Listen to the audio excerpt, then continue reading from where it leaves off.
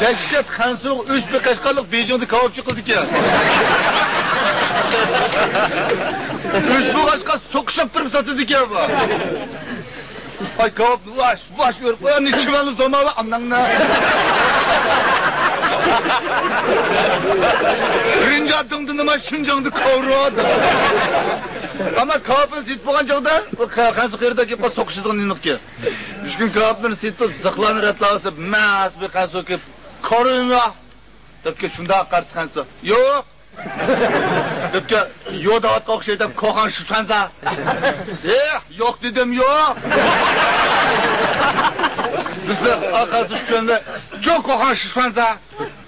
Depke bu kaşqarlıqdan 80'e çıkıp maşa aşıqtaydım da qıldım da. Korumuzu maniyemize bak. Bizi arkası şuşanda lan şoy derdi.